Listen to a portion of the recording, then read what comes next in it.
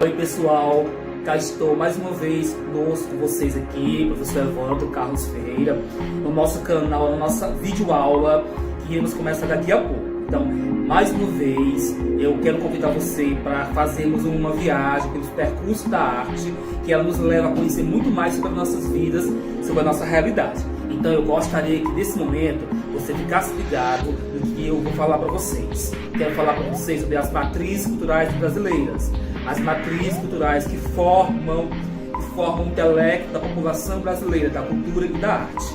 Então, iremos conhecer um pouco das matrizes indígenas, matrizes africanas e matrizes brancas. E agora eu quero falar com vocês em relação a esse início dessa viagem maravilhosa que eu vou falar com vocês agora, neste momento. Então, fica ligado. Então, olha só, o processo de ocupação do território brasileiro, que resultou de violentas disputas entre diferentes culturas, promoveu uma cultura mestiça, híbrida e complexa, que precisa ser estudada por diferentes olhares, cada pessoa com um olhar diferente, diferenciado nesse momento, tá bom, pessoal?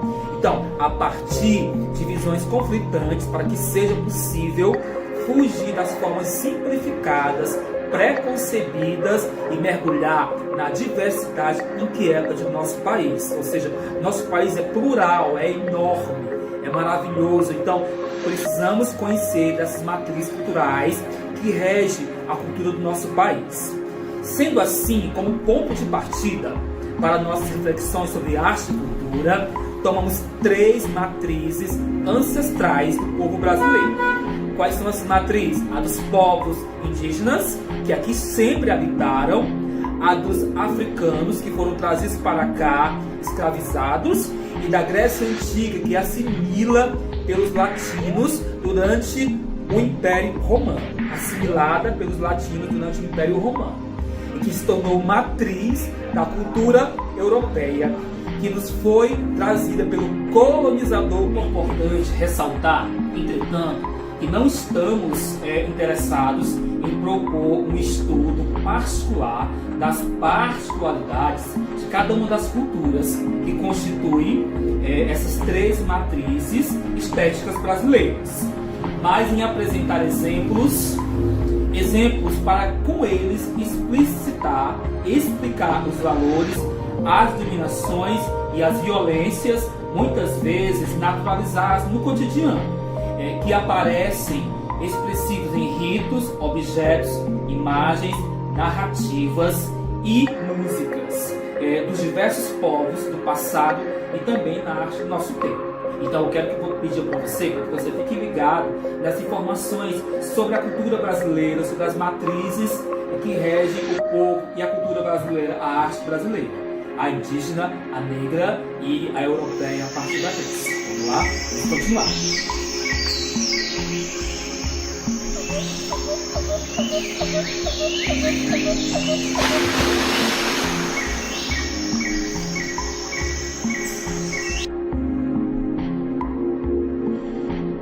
Continuando nossa viagem por esses maravilhosos momentos indígenas, quero falar para vocês do contexto e a criação indígena. A arte e artefatos fazem parte desses momentos maravilhosos de aprendizagem da arte indígena, representações das suas vidas cotidianas, dos seus contextos, das suas realidades sociais, dos seus cenários e espaços, pinturas e adornos corporais, um dos elementos importantíssimos da cultura e arte indígena, objetos rituais, importante você aprender sobre essa abordagem da cultura indígena. Os objetos rituais são essenciais na construção da identidade indígena.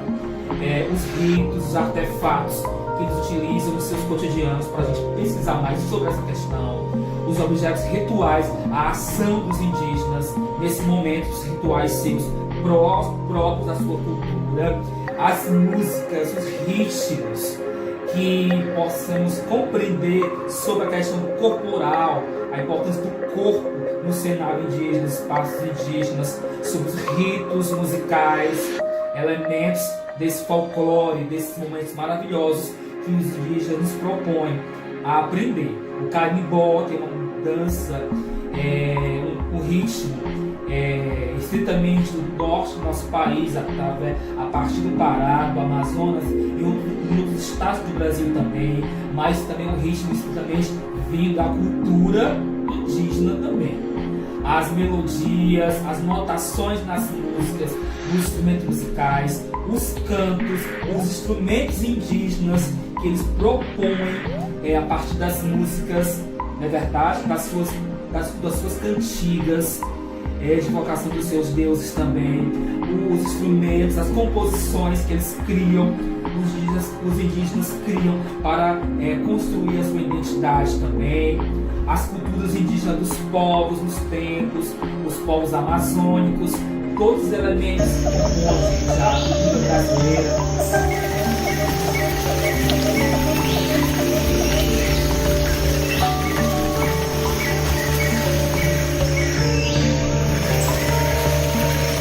Toda oportunidade da nossa viagem, constar das matrizes culturais brasileiras, artísticas. Nesse momento agora eu quero falar para vocês sobre as culturas indígenas. Então, eu quero separar para vocês alguns elementos importantes e tópicos sobre as culturas indígenas. Miçangas industrializadas e fibras naturais compõem a dor dos indígenas. Beleza ou sinal de perigo?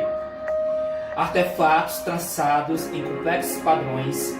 O bom, o belo e o útil não se dissociam, não se separam, ou seja, na cultura indígena, na pintura, nos desenhos, a dor dos indígenas sempre tem a presença das linhas, a presença das tramas dos corpos indígenas nas suas roupas, nos seus objetos. Instrumentos musicais feitos de elementos botânicos, como cabaças, são comuns às variadas sociedades indígenas.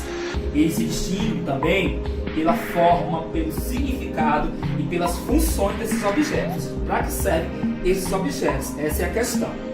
Adornos e pinturas associam os rituais de proteção, iniciação e cura de doenças. Também faz parte dos elementos da cultura e arte indígena. Seres vivos e seres místicos interagem também no ambiente da floresta. Então, todos esses elementos que eu falei para vocês fazem parte do contexto da situação indígena, do momento, aliás, da realidade indígena que estamos vivendo e que vocês, é importante que vocês conhecerem sobre essa questão, bom?